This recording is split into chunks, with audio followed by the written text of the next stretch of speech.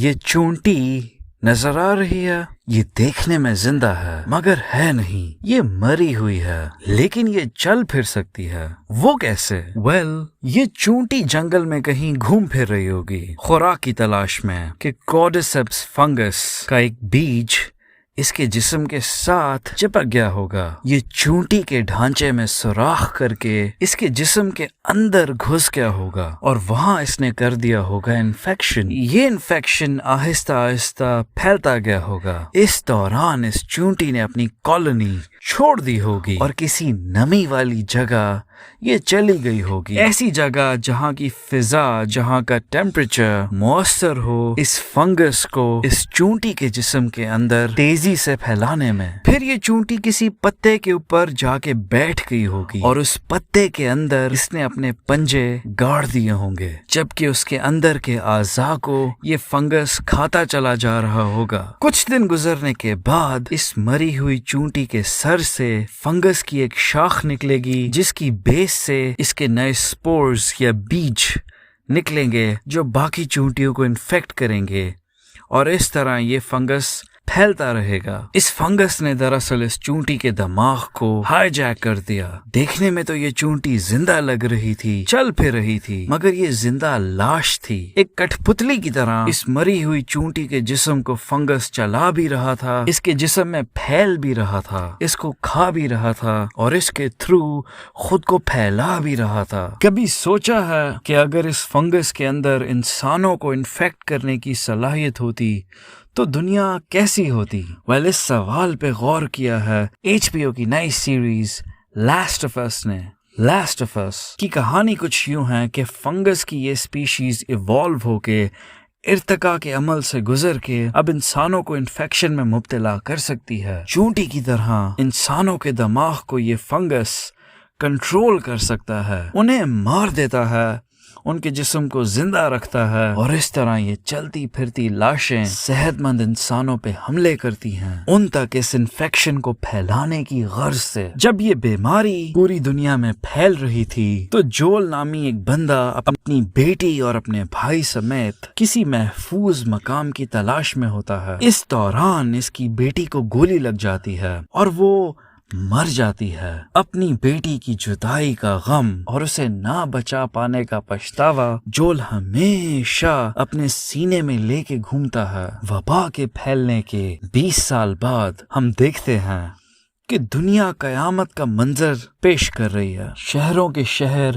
ویران ہو گئے ہیں، شہر کھنڈر بن گئے ہیں کیونکہ زیادہ تر انسان اس انفیکشن کی نظر ہو گئے ہیں۔ صحت مند انسانوں کی مجموعی آبادی بہت کم ہو کے رہ گئی ہے، جن کی اکثریت رہتی ہے بڑی بڑی دیواروں کے پیچھے، منی شہروں میں یا کمپاؤنڈز میں۔ ان کمپاؤنڈز کو چلانے والی، مینج کرنے والی حکومتیں لوگوں پہ بہت سختی کرتی ہیں، کئی دفعہ بہت جبر سے کام لیتی ہیں، انہیں چھوٹی سے چھوٹی غلطی جیسے کمپاؤنڈ سے چوری چھپے باہر نکلنے اور واپس اندر آنے پہ مار دیتی ہیں۔ اور ان حکومتوں کی بھی مجبوری ہوتی ہے، انہیں کوئی سازگار اچھا ماحول نہیں ملا ہوتا، بہت مشکل حالات کا سامنا کر رہی ہوتی ہیں۔ یہ ان کی ذمہ داریوں میں شامل ہوتا ہے انسانوں کو محفوظ رکھنا، انفیکشن کو کنٹرول کرنا، اسے پھیلنے نہ دینا اور کم وسائل میں منی شہر چلانا۔ بہرحال ان حکومتوں کی جائز یا بے جا سختی لوگوں کی آزادی سلب کرتی ہے۔ ان کمپاؤنڈز میں رہنے والے لوگوں کے اندر بہت شدید غصہ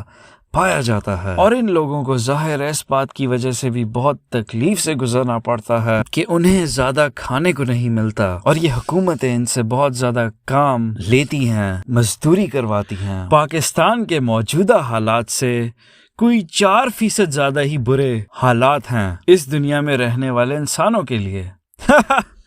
خیر، جول اسی ایک کمپاؤنڈ میں رہتا ہے اور ایک گروپ ہوتا ہے باغیوں کا جو ان کمپاؤنڈز میں رائج فسطائی یا جبری حکومت کے خلاف کارروائیوں میں ملوث ہوتا ہے، جس کا مقصد ہوتا ہے بقول اس گروپ کے ان کمپاؤنڈز میں جمہوری حکومت قائم کرنا۔ اس گروپ کے ہاتھ چڑھ جاتی ہے ایک 14 سال کی بچی جس کا نام ایلی ہوتا ہے۔ یہ بچی اسپیشل ہوتی ہے۔ کیا ہوتی ہے اس کی خاصیت؟ یہ امیون ہوتی ہے اس فنگس کے انفیکشن سے۔ یہ وہ واحد انسان ہوتی ہے جس کو یہ فنگس بیمار نہیں کر سکتا۔ اب باقیوں کا یہ گروپ جول اور اس کی پارٹنر کو ہائر کرتا ہے ایک مشن کے لیے، اور وہ یہ کہ اس بچی کو کسی دور دراز علاقے میں موجود ایک ہاسپٹل تک پہنچایا جائے جہاں اس کے جسم کو ڈاکٹرز اسٹڈی کر سکیں اور ممکنہ طور پہ کوئی علاج یا ویکسین بنا پائیں جو اس فنگس کے انفیکشن سے محفوظ رکھ پائے انسانوں کو۔ اگر یہ پلان کامیاب ہو جاتا ہے تو یہ بہت بڑا بریک تھرو ہوگا۔ یہ انسانیت کو بچانے کا شاید واحد چانس ہو۔ بچی کی زندگی کو بچانا اور اسے محفوظ حالت میں اس کی منزل تک پہنچانا کتنا ضروری ہے۔ سٹیکس اس سے زیادہ ہائی نہیں ہو سکتے۔ جول شروع میں مانتا نہیں ہے۔ وہ اپنے بھائی کی تلاش میں ہوتا ہے جس کا کئی عرصے سے اس سے کوئی رابطہ نہیں ہوتا۔ جول اپنے بھائی کے لیے بہت پریشان ہوتا ہے، لیکن وہ مجبوراً حامی بھر لیتا ہے اس لڑکی کو اس جگہ تک پہنچانے کی، کیونکہ اس کو لگتا ہے کہ وہ اس دوران اپنے بھائی تک یا پہنچ جائے گا یا اس کا اتا پتہ ڈھونڈ لے گا۔ یہ دونوں بہت سخت، مشکل اور کٹھن منزل طے کرتے ہیں۔ راستے میں اس کی پارٹنر مر جاتی ہے اور کئی موقعوں پہ لگتا ہے یا جول مر جائے گا یا یہ لڑکی۔ بہت گہرے زخم کھاتے ہیں، بہت زیادہ لڑائیاں لڑتے ہیں، جان کی بازی لگاتے ہیں، اپنے آپ کو انفیکٹڈ زدہ کے حملوں سے بچاتے ہیں، انہیں مارتے ہیں، حکومتوں کے گارڈز اور باغیوں کے جنگجوؤں سے چھپتے ہیں اور ان سے لڑتے ہیں۔ مقابلے ہوتے ہیں ان کے ریڈرز سے، یعنی ان لوگوں سے جو گروہ کی شکل میں گشت کرتے ہیں، جن کے ہاتھوں میں چھریاں، چاقو، بندوقیں ہوتی ہیں، جن کے اگر ہاتھ کوئی چڑھ جائے تو یہ اسے جان سے مار دیتے ہیں اور اس کا سارا سامان لوٹ لیتے ہیں۔ اور بالآخر سب حالات کا مقابلہ کر کے جول اور ایلی مہینوں بعد معجزاتی طور پہ اپنی منزل اس ہاسپٹل پہنچ ہی جاتے ہیں، مگر ڈاکٹر ان کو یہ کہتا ہے کہ علاج تو نکل سکتا ہے لیکن ایلی اس آپریشن کے دوران زندہ نہیں بچ پائے گی، چونکہ جول ایلی کے ساتھ بہت اٹیچڈ ہو جاتا ہے، اس سے بہت محبت کرنے لگتا ہے، اسے اس میں اپنی وہ بیٹی نظر آتی ہے جسے وہ بچا نہیں پایا تھا، جس کو اس نے کھو دیا۔ جول انکار کر دیتا ہے کہ وہ اس آپریشن کو ہونے نہیں دے گا کسی بھی صورت۔ اسے بہت سمجھایا جاتا ہے کہ اس بچی کی قربانی پوری انسانیت کو بچا سکتی ہے، لیکن وہ اپنی گن لیتا ہے اور پورے ہاسپٹل میں خون کی ہولی کھیلتا ہے، سب عملے کو اور گارڈز کو مار دیتا ہے ایلی کی جان بچانے کے لیے۔ ایلی آپریٹنگ ٹیبل پہ ہوتی ہے، بے ہوش ہوتی ہے۔ جب وہ ہوش میں آتی ہے تو وہ جول سے پوچھتی ہے کہ کیا ہوا، کیا بنا، تو جول اس سے کہتا ہے تمہاری سرجری کی کوئی ضرورت نہیں ہے، تم جیسے اور لوگ مل گئے جنہیں تمہاری طرح انفیکشن نہیں ہو سکتا اور ان کے جسم سے علاج نکل آئے گا، انہیں اب تمہاری ضرورت نہیں رہی۔ جھوٹ ہوتا ہے ظاہر ہے، جول ایلی سے جھوٹ بولتا ہے اور ایلی کو شک بھی ہوتا ہے کہ جول شاید مجھ سے سچ نہیں بول رہا، اور جول اور ایلی ایک محفوظ مقام پہ چلے جاتے ہیں اور یوں یہ سٹوری ختم ہو جاتی ہے۔ شروع میں اینڈنگ سے ہی کرتا ہوں۔ مجھے اچھی بات یہ لگی کہ یہ مورلی ایمبیگیوس ہے۔ اس کا کیا مطلب ہے؟ اس کا کوئی کلیئر کٹ جواب نہیں ہے کہ جول نے اینڈ پہ جو کیا وہ صحیح تھا یا غلط۔ دلائل بندہ دونوں سائیڈز کی حمایت یا مخالفت میں دے سکتا ہے۔ جول کے لیے ایلی ایک بیٹی کی طرح تھی، اس کی اپنی بیٹی جس کو بچانے میں ناکامی کا پچھتاوا وہ اپنے اندر لیے مارا پھرتا تھا۔ وہ نہیں دیکھ سکتا تھا کہ ایلی کی جان اس کی نظروں کے سامنے جا رہی ہو اور وہ ہاتھ پہ ہاتھ دھرے رکھ کے بیٹھ جائے۔ ایلی کو بچا کے وہ اپنے گلٹ، اپنے پچھتاوے کا مداوع کرنا چاہتا تھا۔ اگر آپ کی خود کی اولاد، بیٹا یا بیٹی کی جان جا رہی ہو اور آپ سے کوئی توقع کرے کہ آپ اس طرح کی قربانی دیں گے تو کیا آپ واقعی دیں گے؟ ابراہیم علیہ السلام نے اپنے خدا کے لیے تو یہ دی، تبھی تو وہ بہت عظیم تھی، لیکن ہر کوئی ایسا کرنے کے لیے تیار نہیں ہوگا، کیونکہ ظاہر ہے انسانوں کو اپنی اولاد بہت اچھی لگتی ہے۔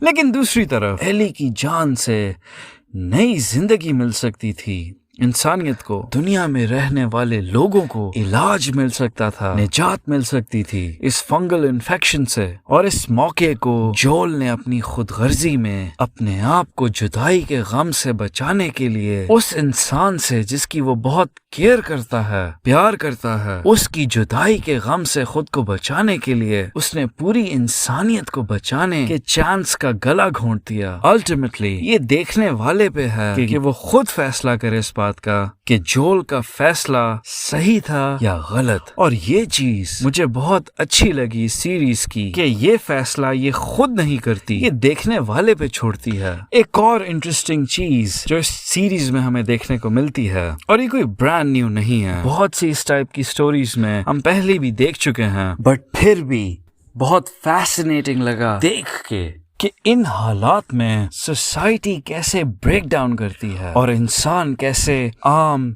नॉर्मल जिंदगी गुजारने वाली स्टेट से निकलकर सर्वाइवल मोड में आ जाते हैं और जिंदा रहने के लिए वो क्या कुछ करने के लिए तैयार नहीं हो जाते। एक सीन में जोल और एली रोड पे होते हैं और एक बंदा रास्ते में मदद की अपील करता है, लेकिन जोल उस पे हमला कर देता है। बाद में पता चलता है कि ये दरअसल एक एम्बुश था, यानी वो बंदा जत्थे समेत ताक में बैठा था हमला करने के लिए, और जोल ने उस पे पहले हमला करके उसके प्लान को नाकाम बना दिया। यानी जोल का शक सही था। एली जोल से पूछती है कि उससे कैसे पता चला कि ये ट्रैप था, तो वो कहता है कि वबा के शुरू के दिनों में वो और उसका भाई खुद ऐसी ही हरकतें कर चुके हैं अपने आप को जिंदा रखने के लिए।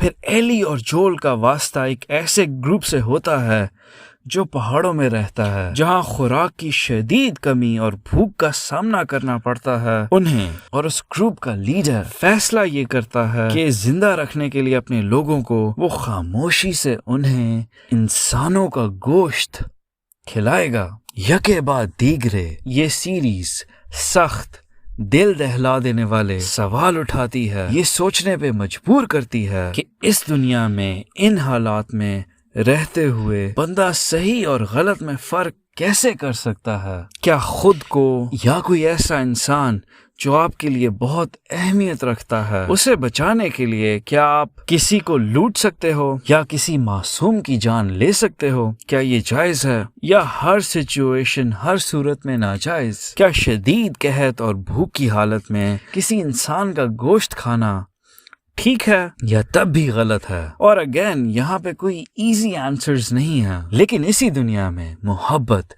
केयर, लॉयल्टी, एहसास और हमदर्दी भी देखने को मिलती है। अगर बुरे हालात इंसानों के अंदर से जानवर निकालते हैं तो कई दफा यही हालात लोगों के अंदर से इंसानियत की बेस्ट एग्जाम्पल्स भी उभार कर सामने लाते हैं, जो नजर आती हैं एक भाई की अपने भाई की हिफाजत की शक्ल में, एक पार्टनर की अपने पार्टनर के ख्याल, एक औरत की अपनी कम्युनिटी, अपनी बरादरी के लोगों के लिए मेहनत, और एक बाप की अपनी बेटी के लिए अपनी जान दांव पे लगाने की सूरत में। फाइनली मुझे सबसे जो चीज पसंद आई इस सीरीज को लेके वो था क्रिएचर डिजाइन इस सीरीज का। फंगस ज़दा इंसानों को देख के ना सिर्फ वहशत महसूस होती थी बल्कि एक अजीब वियर्ड किस्म की क्यूरियोसिटी फील होती थी। देखने का दिल चाहता था कि फंगस इन्हें कैसी हालत में छोड़ता है, इंसान के जिस्म के साथ क्या करता है। जिन्होंने इसको डिजाइन किया उस विजुअल टीम को बहुत सारा क्रेडिट जाता है, बिकॉज ये मॉन्स्टर्स स्कैरी भी हैं और वियर्डली फैसिनेटिंग भी है। क्या ये सीरीज देखे जाने के काबिल है? Yes, absolutely, it's worth your time and attention. मैं इसको 7.5 दूंगा आउट ऑफ 10।